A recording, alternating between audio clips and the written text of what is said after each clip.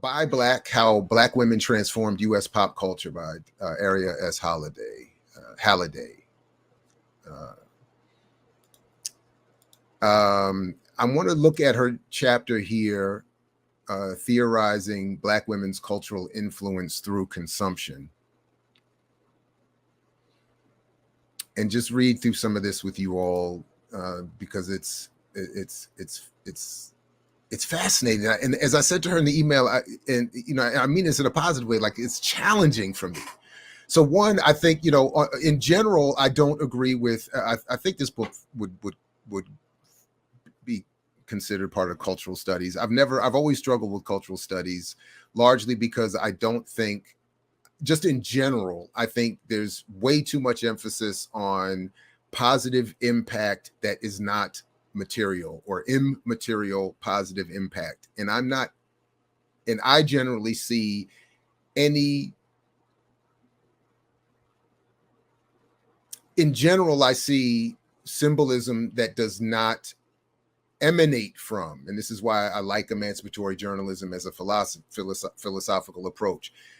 Media that does not emanate from organized radical political activity, I think, is always going to be, at best, corrupted, and at worst, fully co-opted and turned, as Fanon said, and to testify against the people. So in a lot of the work that I've seen, I'm not by any means an expert in that field, or those general areas, that general area of cultural studies. That's where they go. And this book there's some back and forth, as we're going to see, but there's a lot of this emphasis as she talks about Black symbolic power, on just that, the power of symbolism that is detached from material reality. Because again, there's no assessment that I haven't read every page yet, but there's no assessment of the actual material conditions. There's brief references, vague passing references to police violence, this, that, and the third, but there's no assessment of the material conditions, which I think always challenges this idea that we're somehow doing something powerful when we subvert a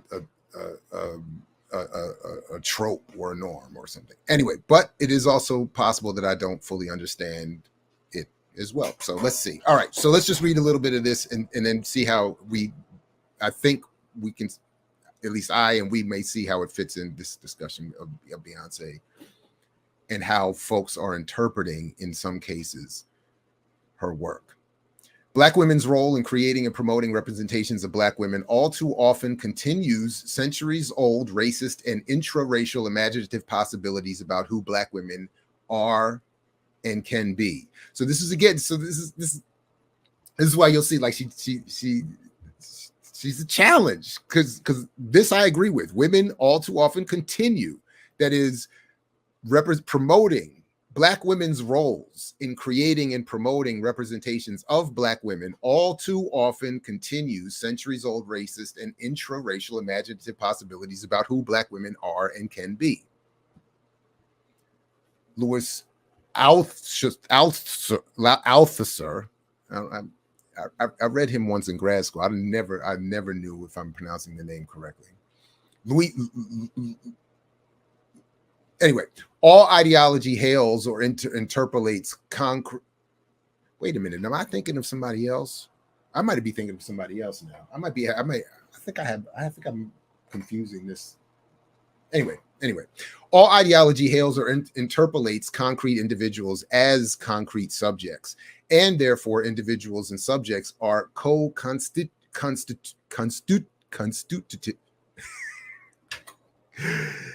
constitutive through interpellation. They create each other. So when I read this, I'm thinking of it again in the Albert Memmi and the Fanon and the Sartre, the colonizer recreates the colonized as the process of creating the colonized recreates the colonizer.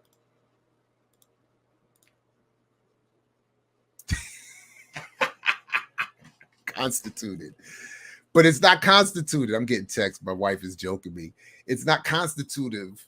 It's not constituted. It's constitutive, co-constitutive. I don't even think I'm saying that right. But anyway, I'm ear doctoring it. Anyway, as Halliday writes here, I am hailed into supporting and regurgitating white supremacy through practice, particularly through daily interactions with languages and images. The argument that marginalized people make for greater inclusion as a response to historical erasure is usually made at the level of visibility, partially because finally seeing ourselves communicates some level of inclusion in the mainstream.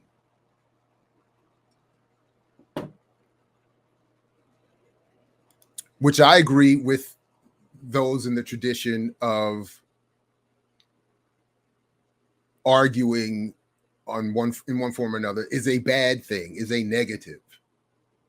And this is, again, my argument that I've, turned into my Vernon philosophy. This is a problem that I think is encouraged in the colonial setting, in the colonizing process. That we do see visibility, or that visibility is seen as our inclusion in the mainstream, and that this is a goal.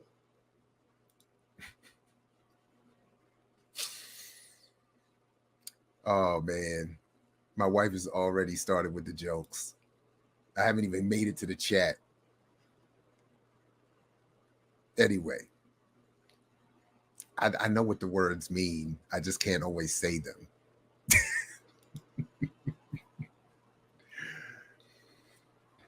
This recognition, Halliday writes, allows us to perform differing levels of what Jose Esteban Munoz calls disidentification, recognizing the ways we do not identify with the image, even while celebrating the singular opportunity to see ourselves. Oof. Yeah. Catherine Sender, for example, Catherine Sender shows the development of niche marketing for the LGBTQ community on the national level made some feel that, quote, we are everywhere, end quote, representing greater visibility and awareness of gay lifestyles. Yet the consummate murder of Black trans women illustrates that greater visibility and acceptance for some does not translate to all. Again, I feel like Halliday, she's doing it. She's like riding this wave of, or I'm riding a wave of agreement and disagreement. It's like almost one line to the next.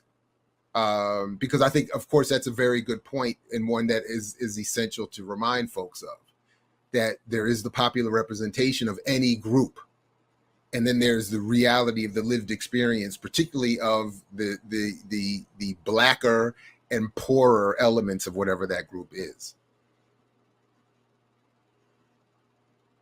The interpretive connection between visibility and marketing and real-life acceptance then contextualizes the importance of niche marketing as a marker of inclusion within American censorship for marginalized people. By the way, I should mention that Halliday's the celebrity focus of her work in here is Nicki Minaj. I did check; she says almost really nothing about Beyonce specifically, but Nicki Minaj and Barbie, and it's very interesting. Anyway, the interpretive connection between visibility and marketing and real life acceptance then contextualizes the importance of niche marketing as a marker of inclusion within American citizenship for marginalized people. So I think that line should be read as a weaponized, militarized argument from that perspective. And I don't know that Halliday is coming from that or in agreement with that frame as much as she's just recognizing it exists. But that's the frame, I think, that that gives real political meaning to that sentence. That there is an intent to connect through marketing, a real life acceptance. Because how bad could it be if Black people are in a car commercial or in a film or on a political stage? That, of course, I can quit my job. Of course, I can see feminist struggle. Of course, I can see Black liberation through Beyonce. Simply because she's there.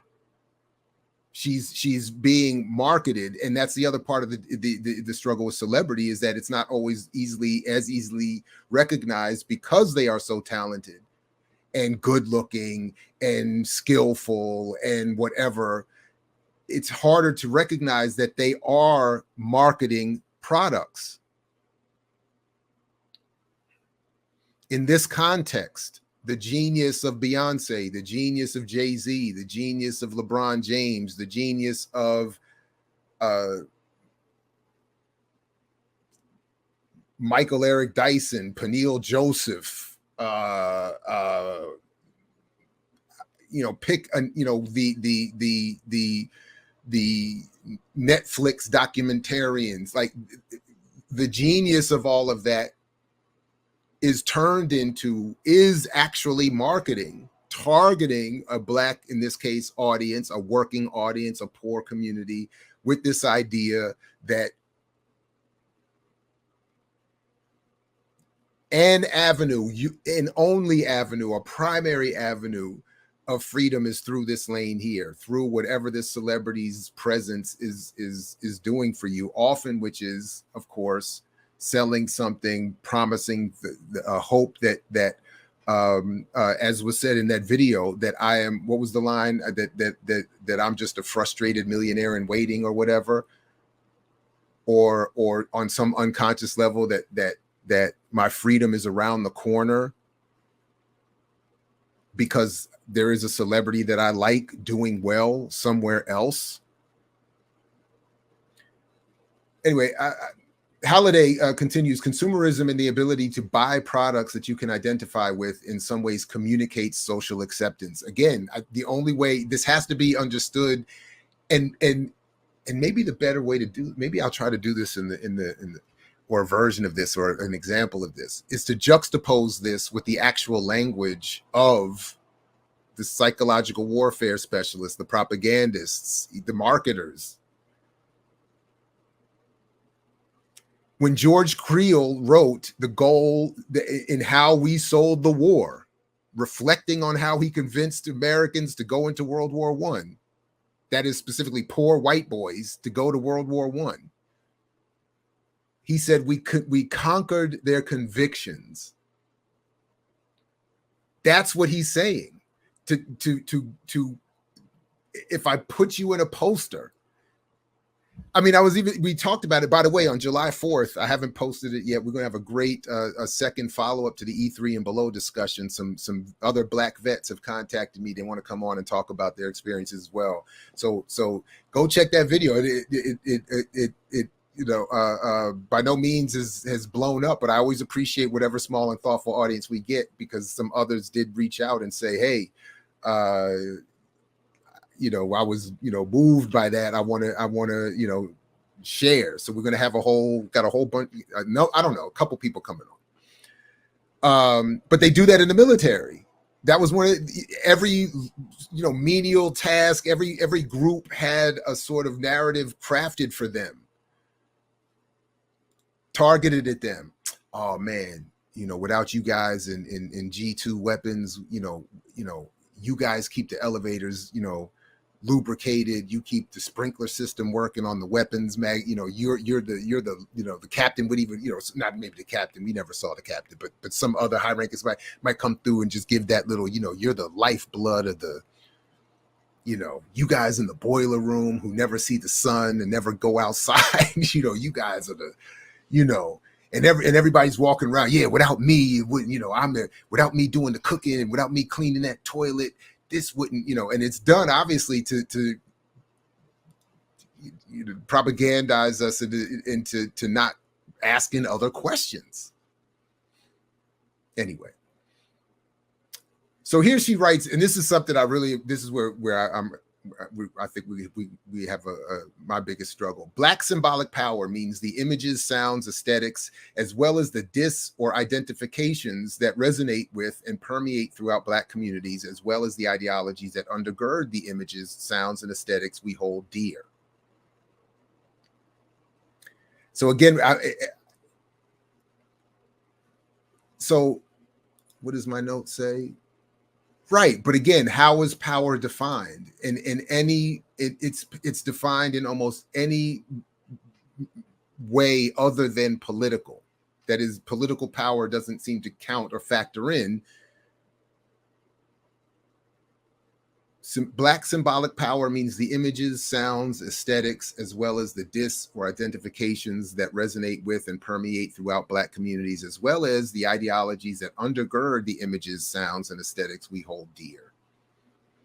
Black symbolic power, cultural capital, Black symbolic power, that is, or cultural capital that gets converted into economic capital for white corporations. See there, she jumps right back on, or I jump right back on her wave. Then my note here is that it's not just capital for whites, though it works as symbolism for them as well. And that's the point I've always liked about the colonialism piece. That the colonizer has to create the colonized, not just for material wealth, but it also serves to replenish that symbolic component of, you know, manifest destiny, white supremacy, justifying their presence. And that's the part that I feel like it's left out of the reverse, that whatever good we may be getting is not matching the material. Whereas for the colonizer, the whole point is to merge the material with the symbolic. Even for those who reject the logics of empowerment via visibility or visibility, I think that's where I think I'm in that group. Within the consumer market as a marker of acceptance, the neoliberal ideologies built within the system mandate their participation, hails them through language and images. So then again, I think I'm back on the wave. So, and because this is sort of, I think this is the argument I'm trying to make about Beyonce, Jay-Z, and everybody else. Although I don't know. Even for those who reject the logics of empowerment via visibility, which I do, I reject the logic of empowerment via visibility or visibility within the consumer market as a marker of acceptance. I don't want the acceptance, and I don't want to be accepted. I don't want us to want to be accepted. The neoliberal ideologies built within the system mandate their participation.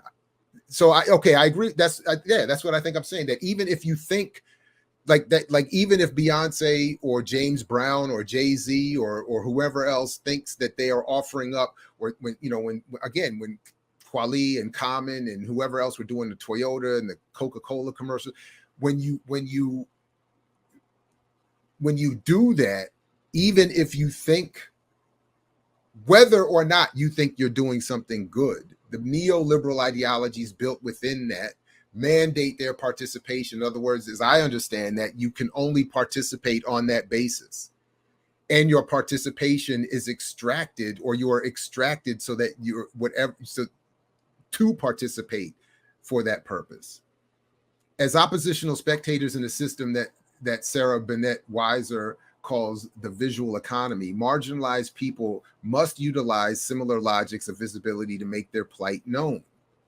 And that's the part I don't agree with, where again, I think I'm back off the wave. There is no participation in the visual economy as somehow separate from assuming political power, which is what produces the visual economy and controls the visual economy as it does any other economy. Again, it's almost like the symbolic equivalent to the argument that we have to get our money right before we get the economy right, or we have to get we have to get the money right. We have to control the economy before we can get control over the politics. And I'm saying that's always wrong and always backwards. The economy is a reflection of political power. So I don't. In other words, what I'm saying here is that there is no cultural battle to wage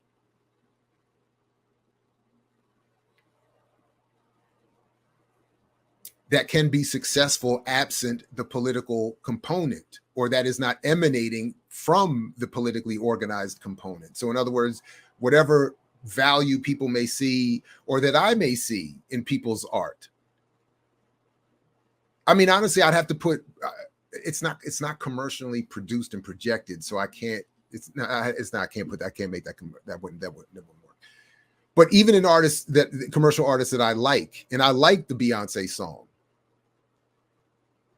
it doesn't matter. Whatever good any of us get out of it, it's not competing with the good that the owners of the economy and who have political power are getting from its place. So we can add on to vague references of power and pride and do something conscious, in our in our mind's eye with it, but it exists to distract and encourage us away from the political organizing and movement building that we have to be engaged with if we really want any change to exist. Because then as she comes back in the very next line, capitalism, she refers to capitalism as the culture maintains itself via its attachment to capitalism, empty signifiers, such as the one token marginalized person in a television show or film.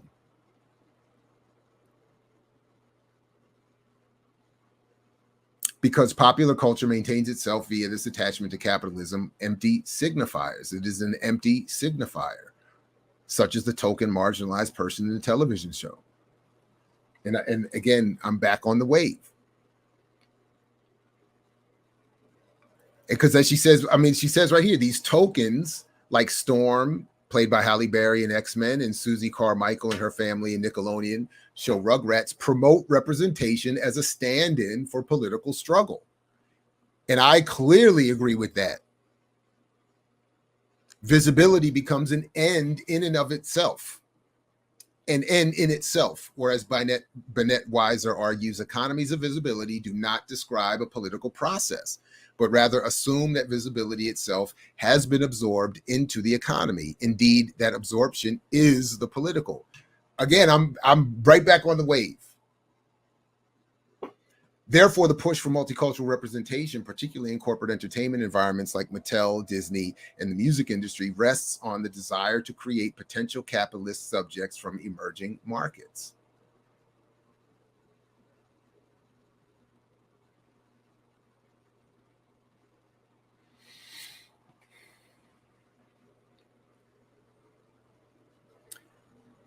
For corporate executives, the only reason to promote a multicultural cast, create a token character in a mostly white show, or promote older racialized caricatures is the possibility of consumers buying with their dollars or viewing ours, and with increasing regularity their data, the representation with which they identify.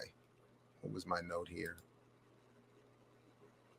Their goals are more than creating consumers.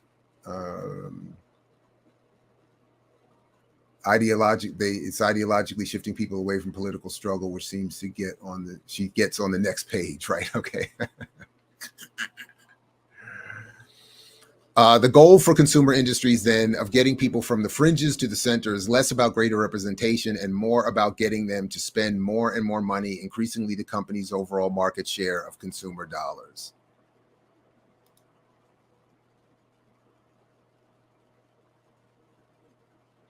The use of rainbows or curly-haired, ambiguously brown children, or even the voices of assimilated popular Black celebrities like Morgan Freeman, Dennis Haysbert, or Samuel L. Jackson purposely inject a consumer product with the cachet of marginalized people. Yeah.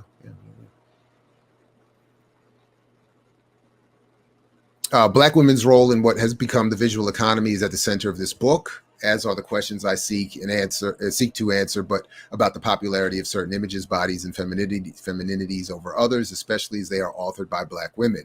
As creators, producers, actors, and designers, what images and narratives are Black women invested in reproducing, and why?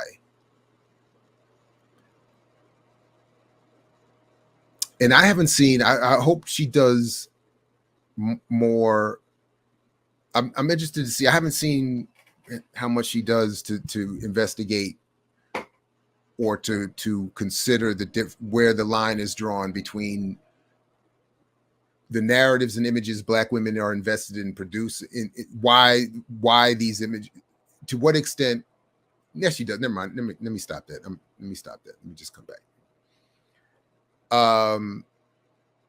I consider the politics of visuality for Black women as both consumers and producers, and the ways that Black women working within corporate environments narrate the imaginative possibilities for Black and other children through play. Black women seemingly create and harness Black symbolic power for consumer products for two goals and with two audiences in mind. One is to generate a sense of pleasure through visibility for Black people, while the other is to shift ideas and assumptions about Black femininity for non-Black audiences and buyers. This tension sometimes spawns conflicting messages about Blackness, womanhood, beauty, and other topics that exist and proliferate simultaneously. This, I think, encapsulates a lot of what's happening right now with Beyonce and her in general, but this latest. Black women seemingly create and harness Black symbolic power for consumer products for two goals with two audiences in mind. Although I struggle with this Black symbolic power thing. It's only powerful. It only has power in the mainstream. It only becomes mainstream, exists in the mainstream, is supported by the mainstream. The Black women she talks about who work at Mattel and Disney, etc., only exist to the extent and survive to the extent that what they produce satisfies their bosses.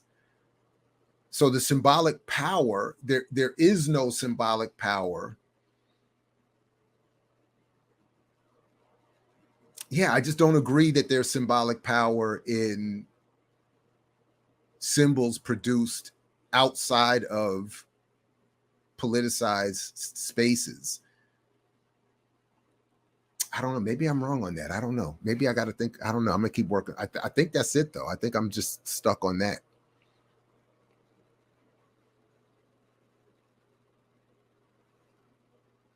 I think I'm just stuck on that because like I even think I was just talking about this the other day. Like I really liked the film Queen and Slim because it pushed enough of my revolutionary buttons.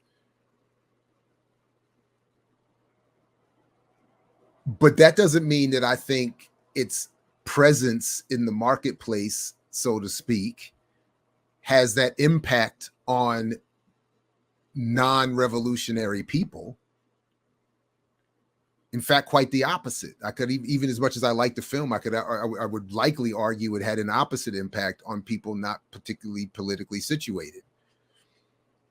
So that's why I don't see it as having symbolic power that is struggled over in any real way. But therefore, I am attentive to this creation process and tension by constructing a Black feminist theory of consumption that better reads and interprets Black women as both cultural producers and consumers, as well as identifies the ways that they use identification, reification, and branding to further their own aims within the construction of Black consumer products for mass consumption.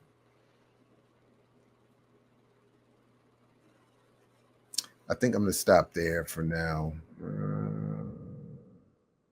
Yeah, this is interesting. I'm definitely going to use this in my work, where she's talking about the ideological branding, a marketing tool that started as simple differentiation in crowded market, and it became a structure. She's talking about what she's really talking about is this post-civil rights moment where they started. She's arguing they started niche marketing in new ways. Not in the same context. So I think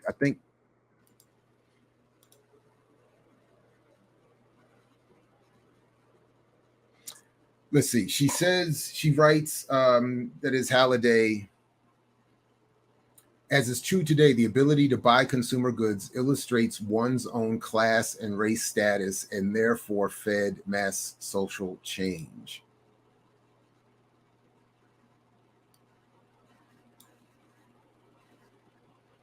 Why did I grab that quote? Hold on a quick second here. Let me pull this up here. Social. It also says some very interesting things about colorism, and it's very interesting things. Actually, hold on a second. As is true today, the ability to buy consumer goods illustrates one's own class and social and race status, and therefore fed mass social change. But I was just questioning what does she mean by social change? During the long civil rights movement, this is the concern for racial mixing proliferated as Black consumption gained momentum at the nexus between consumer, producer, and consumable object. Tracy Parker illustrates how American citizenship, especially for Black people who were subject to Jim Crow treatment at every location of leisure, was contingent upon one's access to consumption as a form of democracy. That's definitely true today. She argues that public leisure environments like department stores enthroned consumption as the route to democracy and citizenship and invited everyone, regardless of race, gender, age, class, and country of origin, to enter, browse, and purchase often superfluous material goods. As is true today, the ability to buy consumer goods illustrated one's own social class and race status and therefore fed mass social change. But see, that's where I don't, when I read that, the social change that I think was fed was a redirection away from radical political organization, not to where I think she's arguing because of her future positive sort of references to people like Oprah. But the social change that is generally thought of in this kind of work, I think, is this argument that we're generally moving towards something better. We're just moving slowly, but we are getting to something better. And I don't ascribe to that in all ways. Specifically, I'm saying that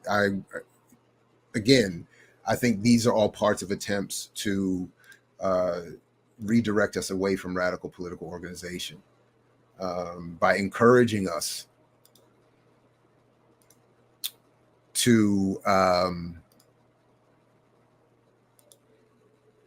find hope in someone else's celebrity or someone else's relative economic quote unquote success.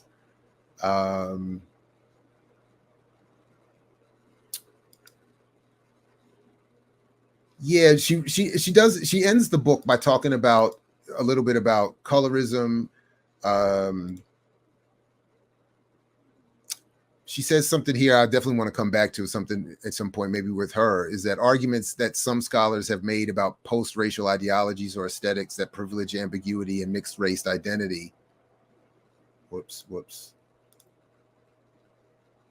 And mixed race identity must be nuanced to address concerns about the use of Black women who are not African American to represent U.S. imperialist and colonial relationships to enslavement. In this case, and in the case of the retelling of stories of Black U.S. past, the Black women involved, she's talking about the Harriet Tubman, the sister cast in Harriet Tubman was a Nigerian by way of England. English descent. In this case, and in the case of retelling the stories of Black U.S. past, the Black women involved must be unreservedly Black in phenotype and hair texture and in their mating choices.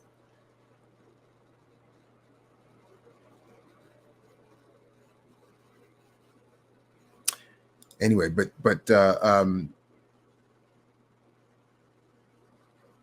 anyway, I have to come back to that. So let me see.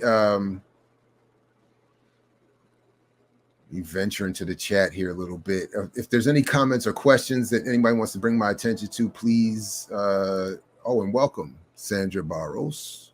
Thank you for joining, and feel free others to join her in joining us. Welcome.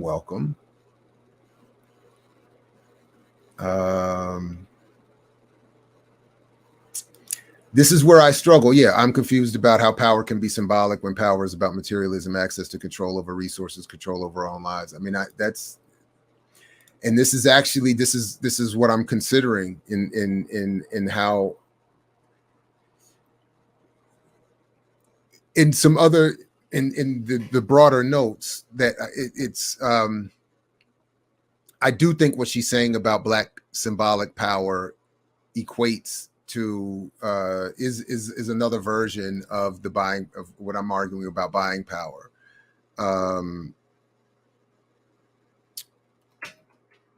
In fact, let's see, she only references the phrase buying power a couple times. For instance, she says that while Black men, cultural producers during the post-war period, worked to create corporations like Johnson Publishing Company, parent company Ebony and Jet magazines, shifting the corporate interests of Coca-Cola to illustrate Black people as ideal consumer citizens and harnessing the steady increase of Black buying power, Black women were only active as models of the sexiness and beauty of Black people, especially in Jet's Beauty of the Week spreads. So when I read that,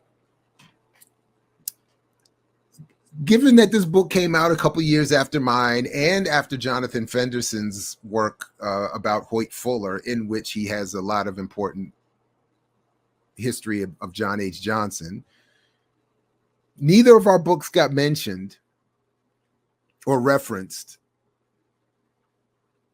And I did begin to wonder to what extent that was intentional and to what extent that was because of the political differences between what Fenderson was arguing about Johnson and what I'm arguing about buying power. Because the first part of that sentence that I just read, the first part there is fully in agreement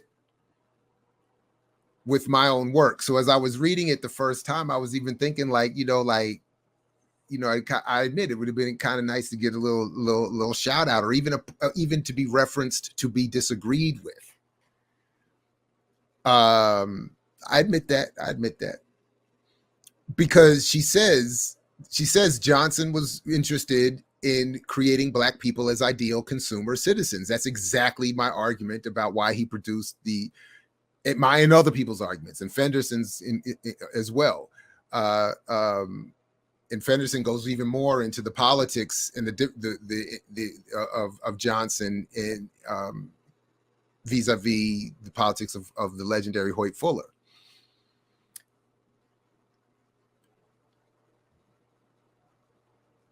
And that's, in other words, to say that, but then she goes on to say in the second part that in harnessing the steady increase of Black buying power, again, accepting, I think, the mythology of what that phrase means. And I think then adapting that misunderstanding to symbolic power. In the same way, I think, I don't know. I haven't read the referenced work where she's talking about visual economies versus, other economies versus what I think is versus political power. But I just may not be clear on that myself.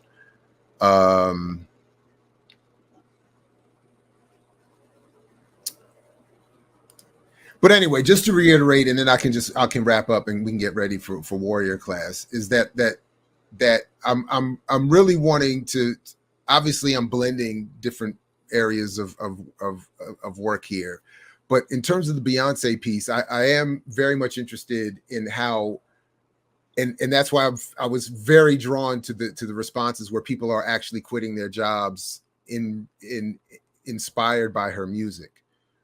I'm not even criticizing the choice. I fully understand the choice. But I'm actually, one of my initial responses was, man, I hope Beyonce and Jay-Z set up like they should set up some, they could use it how they want, but set up some foundation that it should be like some unemployment checks handed out to their fans who report quitting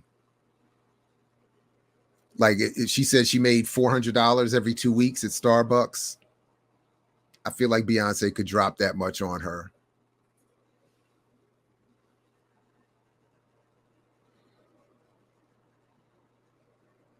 That'd be kind of cool. Like if they see that, like if like imagine waking up in the morning and reading, and I don't know that, would Beyonce ever see a story that said somebody quit their job because of that, and would Beyonce feel a kind of way about that? Because she's gonna wake up tomorrow, even by the time that story went live, they're gonna wake up and be like, oof.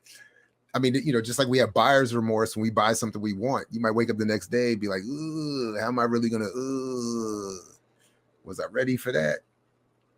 Because Beyonce's gonna wake up tomorrow.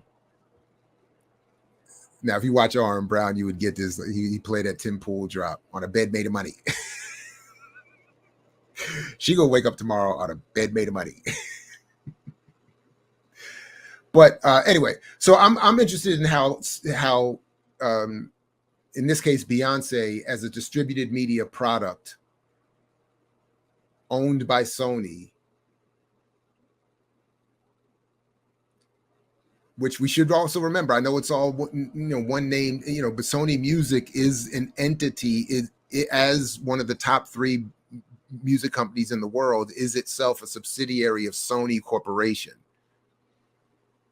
They make way more money off of their PlayStations and movies than they do the music, and they still own a huge chunk of the music, which I always want to know. So ask why. It can't just be for the money.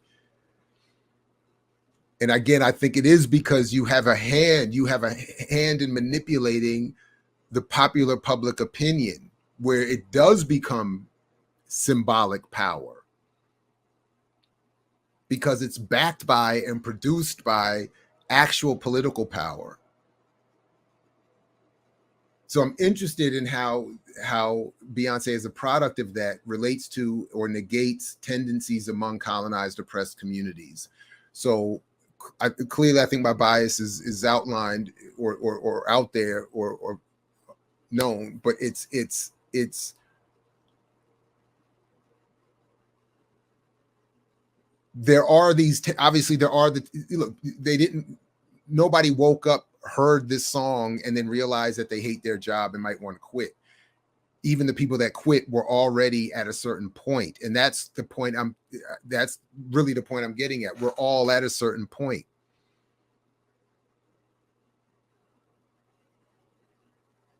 We can be encouraged one way or another, and if those in power are more than clear that when they have 89% of all the stocks and mutual funds, they own everything,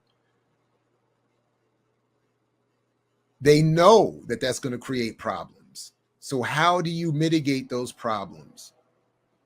Among the list of options is to manipulate pop culture, manage or as Marx was saying at one point, to be engaged in owning the means of mental production and consciousness, to destroy the political capability or weaken the political capability of the target population, which is in this case Black people. So I mix what I like, what I like, what I like, what I like, what I like.